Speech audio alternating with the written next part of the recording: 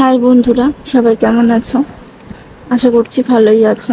এই যে আমার মা কিন্তু আমার অপারেশনের থেকে ছিল, কারণ আমার নিজের শরীর দিচ্ছিল না, তাই আমি কোনো রকম ভিডিও আপলোড করতে পারিনি। ভেবেছিলাম মা আমার কাছে এতদিন আছে, আমি ভিডিও আপলোড করব।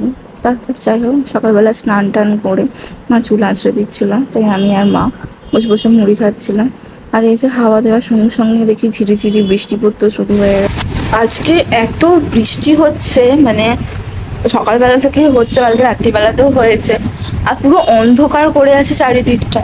তোমাদেরকে একবার দেখাবো। আমি পুরো আমি ঘরের মধ্যেও লাইট অফ, মানে অফ করলে পুরোই অন্ধকার, লাইট জেলে বসে আছে আমি ঘরেতে। দাও তোমাকে দেখাচ্ছি ব্যাক ক্যামেরা করে।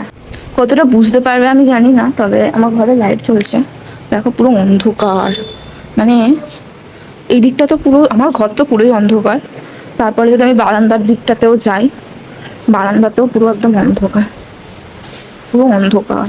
বাইরেও মানে ভীষণই বৃষ্টি পড়ছে, সবই অন্ধকার লাগছে। আর যে কাদের ওখানে মানে বৃষ্টি পড়ছে কিন্তু অবশ্যই জানাবে। আর আমার চুলটা এরকম দেখে কিন্তু কিছু মনে করো না, আমি যে শ্যাম্পু করেছি, তো যার কারণে এরকম একটু উস্কো খুস্কো হয়ে আছে আর কি। তারপর মামনি আমাকে এটা সেটা না খাওয়ার জন্য আমাকে একটুখানি বোঝাচ্ছিল, যেটা আমার ভালো লাগছিল না। লাকি রোজ একটা খেলা পেয়েছে খুব ভালো, যেটা দেখাই বন্ধুদেরকে একটু। এই যে এটা খুব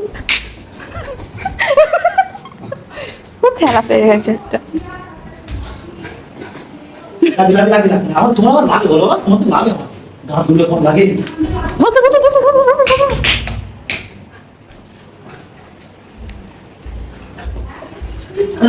তোমার নিজে লেগে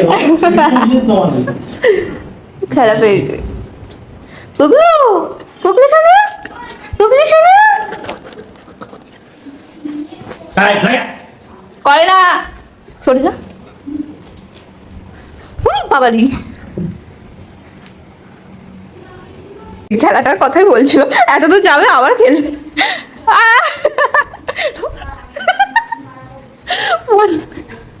এই যে এতটা স্টপ, এবার হাঁপিয়ে গেছে, এবার পালাবে নিচে, যাচ্ছে।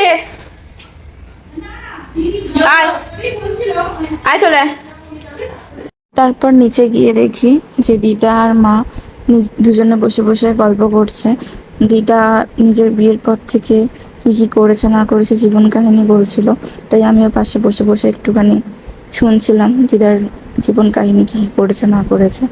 দেন মামুনি এলো। মামুনি আসার পর তখন আমার মা বলছিল ছোটবেলা থেকে আমাকে নিয়ে কি কি প্রবলেম ফেস করেছে, সেসবের গল্প হচ্ছিল। আর আমরা এখানে বসে